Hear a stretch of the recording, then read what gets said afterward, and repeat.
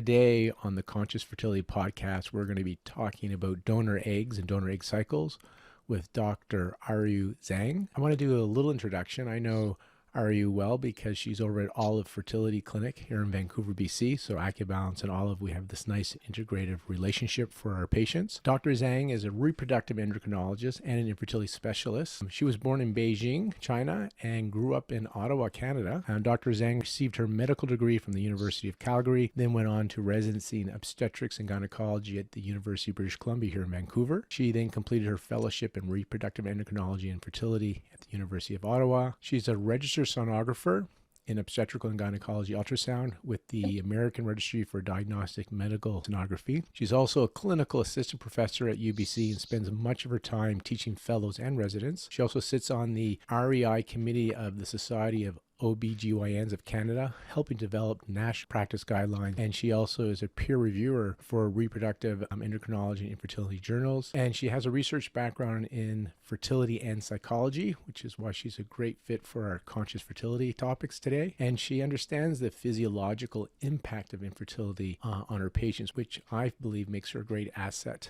in the field of fertility, having that background. And obviously she's committed to optimizing pregnancy rates while reducing treatment burden. Today we're going to talk about donor egg cycles. And I was just wondering, how do you even breach this topic when you have to tell patients or advise patients about doing a donor egg cycle? Because I imagine most of them are really set on using their own eggs. So how does that even conversation come up, and who is the population that is usually this is being recommended for? First off, thank you, Lauren, for the lovely introduction and for inviting me to this podcast.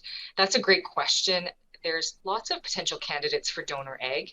In some cases, it's very clear reason why someone might need donor egg. And so the conversation might go a little bit easier on how to broach it. And sometimes patients already know coming into the consultation that they need donor egg. For example, if a patient has gone through early menopause, for example, and has no more periods, and it's very clear that they need donor eggs to conceive. And a lot of them have seen a gynecologist and were previously counseled on that too. Other times it's definitely challenging, as you say, as it's not a couple's first intention to conceive their family through donor eggs. I think for many people, their view is they want their own biological material and their own genetics to be carried forward to their offspring. So it is a bit more of a challenging conversation. A lot of the time, the person with ovaries in the relationship is older and they don't have many eggs left, or perhaps the eggs are poor quality, or sometimes they've had an unsuccessful IVF cycle, and it's always a very sensitive conversation. Some of it involves seeing where they're at in terms of how they see their family and how aggressive they want to pursue treatment. And some of it is getting a sense of, do you want a child using a fertility treatment that has the highest success rates possible? And in many situations that is using donor egg, but many other patients don't want to consider using donor egg. They want to do everything they can using their own eggs, but are not ready or will never be ready for donor eggs. So a lot of it is getting a sense of where the patient is coming from, what they're interested in terms of fertility treatments and options. And when they come to you and let's say they're not ready for donor egg cycle, because it seems like there is a process, like people have to go through the process. Very few, there's always the exception, but very few come in saying, I'm ready and wanting to use donor egg cycle. If somebody is, 40 and they've had repeated unsuccessful cycles, would you guys entertain and still allow people to continue to try with their own eggs? Or is there no, you have to do donor eggs? Definitely a collaborative decision, because sometimes us as physicians, we don't know. Perhaps they will achieve success at some point, but it might require many, many cycles. And I wish I had a crystal ball. Sometimes success may come just with continued persistence. But in some cases, it is a little bit more clear cut as to when it's no longer recommended to do IVF with your own eggs. Is there no, you have to do donor eggs, or you will allow people to kind of come to that place? I call it sometimes they need to find their closure. So right. They may need one or two more cycles. So if they have infinite money and time, because money sometimes is the reason people will move into donor egg, because they want to start that family now. And you can bring it up to them. You can either do another cycle with your own eggs, and we may not get what you want, or we can move into donor egg where you have a higher success rate. But if money is infinite, or IVF was free, in your practice, do you allow women to kind of find their, while you're recommending donor egg, do you allow them to kind of find their way to that closure so they're going into donor egg like ready, knowing they've done everything they can with their own For eggs? sure. Yeah, I would let them do another cycle. There's certain times where I would tell them, like, look, if you go ahead with another cycle with your own eggs, it's almost a certainty that the same thing will happen, but it's not always the case. So if they're just not ready for donor egg, then you're just not ready. And so it's always a decision that we make together based on where the patient's at. Most of the time, I think it makes sense. It's worthwhile to try. But to add to that, there is a population of patients, particularly in women over 43, 44, where like biologically, the vast majority of the eggs in the ovaries are abnormal and will not lead to a successful pregnancy, where it's a bit more of a stronger recommendation to go towards donor eggs. Certainly chance of having a baby from one's own eggs past the age of 45, 46 is exceedingly low. And it's extremely rare that IVF would be successful in that situation. So when a patient comes in and they're in their mid or late 40s, then often the recommendation would be to go straight to donor egg. And then some of the things that are just not so much biological based on age or quality, but like if you have two men, you have a gay couple, and use one of the men's sperm, and then they'll use a donor egg, I'm assuming, in these That's cycles. exactly it. Yeah. So there's lots of reasons why someone might consider donor eggs. If no one in the partnership has ovaries with eggs, then such as same-sex male couples, they need to use an egg donor. If the person has premature ovarian insufficiency and they've gone into early menopause, they would need an egg donor. If patients are older, they've tried IVF with their own eggs and that was unsuccessful. Those are the three main categories of people who might need donor eggs. You guys do, like, I know some IVF related to cancer treatments. So some women after their cancer treatments also may need donor eggs based on the treatment for the cancer if it damages the egg quality, I'm assuming. Exactly. There's chemotherapy and radiation that can be toxic to the eggs, put people at risk of earlier menopause. And so some people have come to us, already done that treatment, and we find that they have no eggs left to be able to have a successful IVF cycle, and then they consider donor eggs as well. And because biological drive to want to use your own eggs, what kind of support do you guys offer to the psychological side of it, or helping them to come to terms with, okay, I'm going to have my family, but it may not be exactly how I thought I would get there? Is there support that you guys that's available to these men and women to help them on this journey as they come to terms with using donor eggs in their IVF process? We do, and it's not actually something that we just offer, but it's a requirement by Health Canada that anyone who's considering using donor eggs or donor sperm or surrogates, any kind of third-party reproduction, requires that the person, the intended parents, seek counseling. So it's not a test, it's more of a conversation for the patient to be had with a counselor. And I think they ask a lot of good questions and get their concerns and questions addressed. And so we require that everyone sees a counselor. And we also offer support groups at Olive for patients and recommend other things like mindfulness for fertility for patients. And there's resources for that too. And do you ever see anybody that has regrets? Because it's been my experience that it takes a lot of energy and process mentally to come to terms, do donor egg. And then once they've made that decision and they do the donor egg cycle and they get a baby, I've only heard one regret. This is the only regret in my 20 plus years of practice, is that I can't believe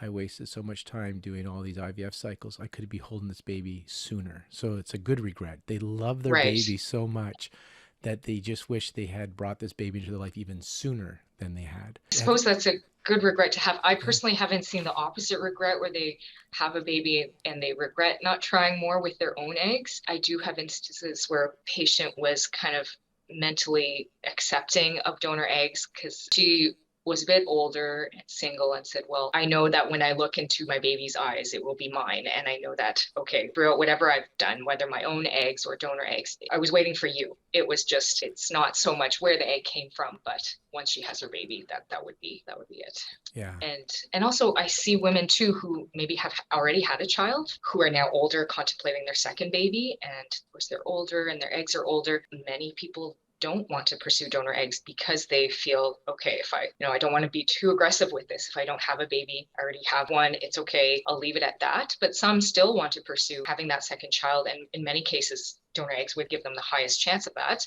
and had patients who haven't heard any regrets from them. And even some of them expressed doubt that they would have the same kind of bond compared to when they were using their own biological eggs. But one patient said that doubts, but definitely don't have any issues bonding. And it was all, as if she had delivered her own biological child. Yeah, it seems like we have those shared experiences because a lot of the women I see, some of them struggled going into the donor egg, but none of them in my practice have that doubt or regret after. Like you said, they look in their baby's eyes and it's their baby. They love and it just feels right. Good to know for women that are listening, because some of them are thinking about this now and they're having that same thought. And so I guess that's what's to be expected. That's what all the other women have gone before you. A lot of them struggled to come to that place. It really was soul searching, a lot of support, counseling, and then went through it, the process, and they get to hold their baby through the donor cycle. Thus far, no regrets. It's their baby, 100%, all them. You talked about the success rate. What is the success rate? If somebody's trying on their own in their prime, I was told like it's 20 to 30% every cycle in your prime. What is it with donor egg cycles? Because that's a 20 to 30%. What are you guys seeing using donor egg cycles? What's kind of the success rate that's out there? Because my understanding is it's much higher than the typical using your own eggs in your prime naturally. For sure. Well, when you're using donor eggs, so you've already created an embryo from that donor's eggs with a sperm. So if you've already created an embryo from a donor egg, the success rate of that embryo is roughly 60 to 65% pregnancy rates.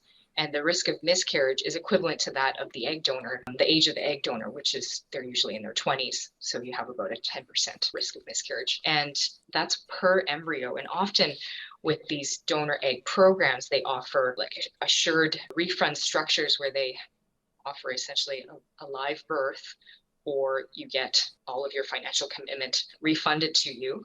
So in which case, then donor egg can have up to 100% success rate. You just keep doing embryo transfers until you have a baby. Wow. So that's nice to know that you guys have that part of program where there's that risk sharing. So what I heard is they can continue going until they have a live birth. And if they don't, then there's the financial part at least is reimbursed. Exactly. And that's really nice to know that despite the huge financial commitment, there is a guarantee at the end of it that they will bring home a baby. And so that's really nice to know that, after all the uncertainty of all these multiple IVF cycles with your own eggs, that there is a treatment that can actually offer a guarantee. And that must hopefully give some confidence that the success rate must be pretty good if they're willing to do that. Exactly. Yeah, good. they would not be interested in having that guarantee if it did not work well for them.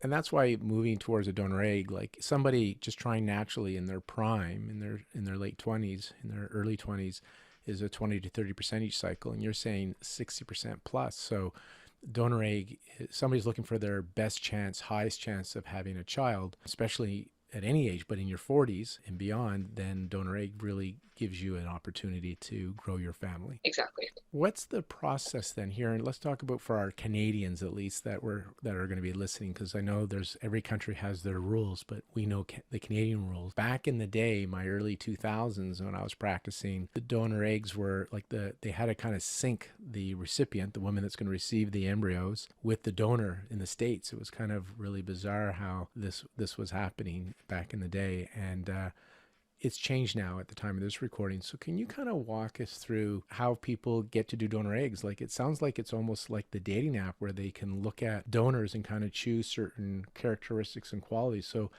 how is this process working? Like, how do they get to find out their donor? And what about ethnicity? Is there ways to, if people want the child to look similar to them, right? So sometimes people want to choose ethnicity. So can you kind of walk us through the process of what a woman and or a man couple would be doing through a donor egg process? For sure. Even to backtrack, what you're referring to are the anonymous egg donation programs where there's banks of hundreds of donors out there with, you're right, their ethnicity, age, even educational background, their hobbies, full profiles. So that's all available. And there's various egg banks, especially in Canada, that mainly work with.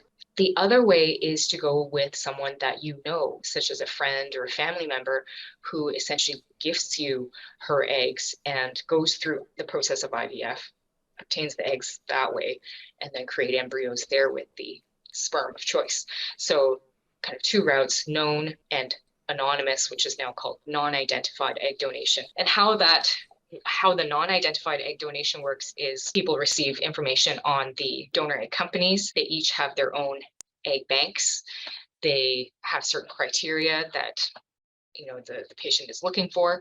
So they essentially choose one. And often all the egg donors are screened for genetic diseases, and that is matched against the profile of the sperm provider to make sure that there's no rare genetic condition that both the egg and sperm carry. So there's genetic screening involved, and really it's a very personal decision how the person or the couple picks their egg donor. And do you have that kind of set up, or do you get them in touch with the donor egg company? Exactly. We have a nurse coordinator who gives the patient the information about the donor egg companies, and then the patient seeks out the companies directly and picks an egg donor through their websites. And then the difference between like doing an IVF with your own eggs and a donor egg cycle is for the recipient, it's like a frozen embryo transfer for her. Her line is being prepared to receive the embryo, and the embryo is being created in your lab. So you take the donor egg and then the sperm of her choice, create the embryo in the lab, and then that gets exactly transferred. So depending on which donor egg company you work with, the company will either ship us frozen eggs, then we thaw them in our lab, fertilize them with the sperm, create the embryos and freeze them, or we ship the company the frozen sperm and they create the embryos in whichever lab it is, often the States, create the embryos there and freeze them and ship them to Olive. So either we receive the frozen eggs or we receive the frozen embryos. And generally we do frozen embryo transfer cycles. So whatever embryos are created from those frozen thawed eggs, then there's no synchronization involved. We just freeze them, then we know what we have. And whenever it's most convenient for the patient and her menstrual cycle, we then plan that frozen embryo transfer for the patient. And so from the individual's perspective, it's like they're doing a frozen embryo transfer. Exactly. Yeah. Just the same way. It's interesting because I'm thinking of my colleague, Randine Lewis, back in, I think it was around 2005. This goes way back, Areiyu, but 2005 to 2008-ish. But she was sharing about how curious she was about these donor egg cycle babies. And she came from the place of, well, we're young, physically young, but spiritually mature when we have our kids. And so we have these kids and we're physically strong. We can abuse our body and we have these babies, but we really don't have our life in order, right? We're trying to figure out who we are. We're trying to establish ourselves. Or if you conceive later in life, like you're in your late 30s or early 40s, you're spiritually mature, but physically, as you said, there's a lot of abnormal eggs that we just don't have the physicality. And so the child gets the spiritual maturity of being raised by a mother who knows who she is, but physically they might have inherited not such strong gene pool. Mm-hmm. And she says the babies from donor egg cycles get best of both worlds. They're getting the physicality from a younger egg, and they're going to be gestated and raised by a woman that has, as she put it, has her shit together. She's spiritually mature, right? Exactly. And she said, these kids are going to be really special because they got both the physicality and the spirituality as their environment. I just thought, I always think about that when I think of women that go through donor cycles, how the start that their children have is pretty cool. Yeah. And the good news with this is, the egg ages quite dramatically, particularly past the age of 40, but the uterus doesn't age in the same way. And that's why donor egg works so well, is that women can conceive and carry a pregnancy, and most of them have a healthy pregnancy well into your mid to late 40s. And that's quite possible because the uterus is, despite the maturity of us as people, the uterus kind of stays the same age and has its ability to carry a pregnancy to term well into our, we could be frankly menopausal and still do it.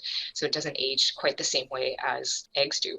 And even though, yes, there are higher risks of being pregnant at higher ages, the ability to carry pregnancy is still there. So the risk, when you talk about the higher risk, the uterus, as you're saying, doesn't seem to age like the ovaries. So the uterus, right. But it's more like our liver, our heart, other organs may have issues, kidneys, blood pressure during the pregnancy. So yeah, those are the risk factors you're talking about, I think.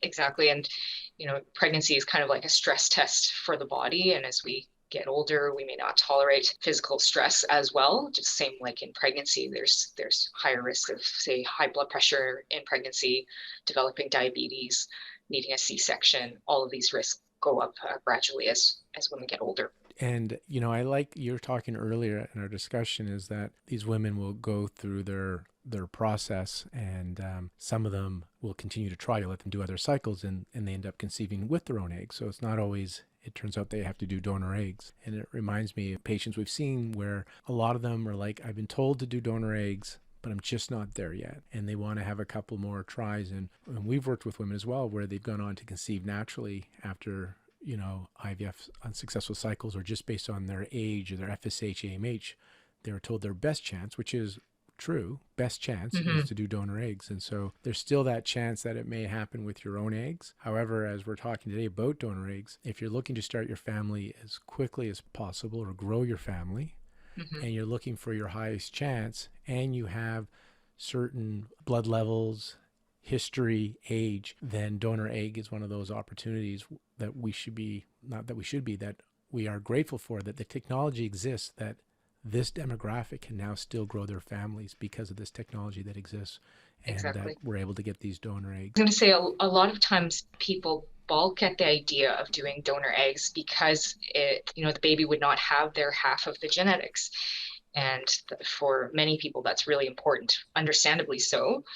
But I always say, there is something about not just genetics that you're contributing, but the epigenetics of the baby that's quite important. Like the way the genes are turned on and off in utero is affected by your lifestyle. How you carry that pregnancy for that long does affect ultimately the health of the baby too. So, it's not just the fact that you are carrying that baby and being pregnant, that in itself can affect the ultimate life and outcome of that child. So there's more to it than just, contributing your half of the chromosomes.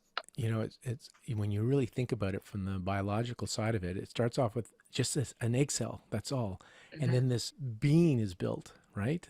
So it's just a blueprint, and the food you eat, the thoughts, the feelings, as you're calling the epigenetics, the environment that's going to turn on and off genes is going to impact this health blueprint of your child. And I always share that, yeah, you're going to get some genetic code from somebody else, but your baby's going to have all your neuroses based on how you are in your pregnancy and how you raise your child. Yeah, how you raise your child. Yeah. You can't blame the donor. It's good to be you. So, it's still, like you said, you have great influence on the behaviors and the health of this child. You get to impact it, because again, it started off as one cell that you got donated, then you have your partners, the male sperm. Now you have two cells, and then it becomes trillions of cells, right? And they need instruction. We've learned now that we're not necessarily what our genes are, but we're what our genes express, as you shared with epigenetics. And how it interacts with the environment.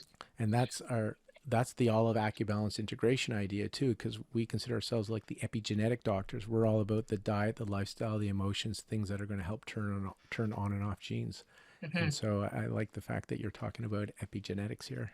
The donor egg cycles, is there a wait list? Like, how does it work at your clinic? If somebody's feeling ready to do a donor egg cycle, actually I'll ask it this way, is how long would the process realistically take? If somebody says they're ready to do donor egg cycles, because you have your nurse coordinator, the time that it may take to choose a donor, that whole process, what is reality as in realistically, what is the time from when somebody says I'm ready and willing to do a donor egg cycle to grow my family? How long will that take, based on there's so many steps it seems to be involved from going into the embryo transfer stage? Of course, a lot of it depends on how long it takes for the person to choose their egg donor, right? But if that's a pretty quick process, number one, you want to make sure all of your testing is up to date. So most of the time, we want to make sure that the uterus is normal. So that usually takes a month or two to do the testing on the uterus. You want to make sure you've done your genetic screening. So that's usually, say, the sperm, that under the sperm provider does a screening for extended carrier screening for genetic diseases. So that takes about a month to do. And a lot of these can happen at the same time. You need to see a counselor, which sometimes takes a couple of weeks to coordinate that. Once that's really done, and it can all be done roughly, all together, that takes, say, a month or two. Then if a person is going with a donor egg company, you give payment to the company. They have the donor eggs are already frozen and really ready to be shipped as soon as they receive payment, and shipment takes a couple of weeks. So you could essentially have the eggs arrive probably within a few months of you deciding to proceed with egg donor, if you can choose your donor and see a counselor and get all your testing done reasonably quickly. And then once the eggs have arrived, it's simply picking a date to thaw the eggs, create the embryos, and about a week after that, you would know how many embryos you have available to transfer. Once you have the embryo, it's usually lining that up with the uterus. You wait for the period to come, and then you can do the embryo transfer roughly 3 weeks after that. So all in all, a few months. Few months. Mm-hmm. And what kind of support or coaching do you help around choosing the embryo? I just for a moment thought about somebody going in there and looking at, where they went to school and all those things. And I think I would be afraid I'm going to choose wrong. So do you guys find that? Like, are people like, they kind of get choice paralysis? Like again, I really Yeah, want to there know what is you're that seeing. for sure. And egg donors that are ethnic minorities, certain types of minorities are harder to find. Like, for example, Asian Chinese donors. I have a lot of Chinese patients, and they can be difficult to find a Chinese donor. So those can sometimes take a bit of searching and waiting for the right donor to come along. Other times people do get really hung up on the little things, and it's not it is almost like dating, where you want to find that perfect profile, but the key is really not to get hung up on those little details, because you're not picking, you're really just picking a provider of the genetic material, but not them as a person. So I find that some people do have trouble. I suggest they see counselors and talk with their friends and family. And one thing that I did see in a counselor's letter to a patient who was trying to guide them through how to pick a donor is perhaps looking at the profile and finding characteristics that resonate with their loved one's characteristics. Like, for example, if they have their father who enjoys music, or their father who is really good at math, or has some other characteristics or personality that they see in that donor, things that are important to them, to look for things like that, versus details like highest level of education, or things on paper. Yeah. Yeah. Thanks for sharing that. The fertility journey can be such a challenge, and Yeah. and this is another one. And the good news part is, if and when it works, when you get to grow your family, hold your baby, all the stuff you went through seems to just be okay. Like, it was worth it, right? And so, Mm-hmm. but geez, it is a journey. So I kind of want to recap and just jump in and tell me if I'm off on anything. So from the donor cycle process, once you've created the embryo, it's like a frozen embryo transfer, and you line up with the cycle and you do your medications, and it's about 3 weeks until the transfer happens, from that bleed to transfer. And before that, it can take a couple of months, because they have to do counseling, there's genetic testing, there's imaging and testing to make sure the uterus is receptive, and they have to choose the donor egg, who the donor is going to be. And Exactly. that could be relatively quick depending on what they're looking for and ethnicity, and it could be really long if you find it difficult to choose, right? Mm-hmm. So that's that process. And it still requires, in Canada, a referral, right? So they need to be referred to their IVF clinic, have that consult with you, and start that process. So referral from their medical doctor. Yep. Exactly. And the success rate, can you repeat the success rate that you guys are seeing for people that are using anonymous donors? Yeah, we're seeing every time an embryo is transferred, about 60 to 65% of those people get pregnant. And to put that in perspective, that's very high compared to the age group that are trying with their own eggs. Exactly. Like, for example, if we're transferring an embryo from someone who is 40, you can have success rates. The national average is, roughly 30% per embryo transferred, and someone who's transferring an untested embryo for someone who's 40. And beyond that, perhaps even lower than that. And you and I have not seen anybody with regrets that have done the donor egg. It's their baby. Exactly. No regrets. Yeah, it's just Yeah. the journey of getting there it requires some resilience and support. Exactly. If a person is wanting to be a parent, I say, if you're open to being a parent, by any means, certainly then the best means is often with donor eggs. And then the known donor, I just wanted to touch on that. We see that, but it doesn't seem as common. This is where you look for a friend or a relative to donate their eggs, and you guys obviously are that you look at their age, and that donor, that's the known donor, still runs through some testing to make sure they are a good candidate to donate their eggs. Exactly. So same potential egg donor also gets a referral from their family doctor or walk-in to see us. They get some testing arranged. And mostly we're interested in knowing their age is really important in terms of overall egg health, how many eggs they have, so some ovarian reserve tests. And then, of course, we talk about the process, what it would all entail for the potential egg donor. Egg donors, the main thing in Canada is that it's an altruistic process. So people wanting egg donors, known egg donors are not allowed to give or receive payment for egg donation. So it's all done altruistically.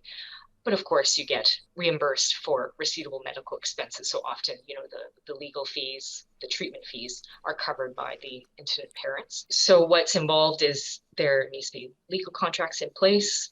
Both parties seek counseling, and then the egg donor does all of their testing and a physical examination, lots of screening, blood tests and ultrasounds, physical exams to make sure that they're physically, emotionally able to be a suitable egg donor. And what a altruistic and an incredible gift that a friend or family member can give to somebody else, right? So they can grow their family. So beautiful. Again, I want to thank Dr. Areiyu Zhang for sharing some information on donor egg cycles.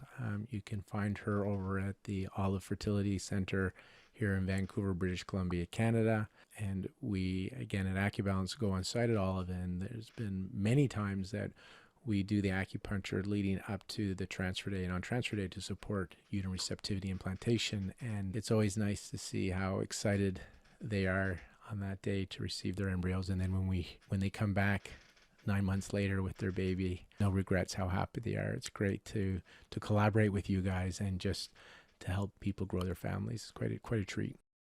Ari, thank you very much for your time today, and I'll see you Thanks so on much, site Sean. one of these days. Take care.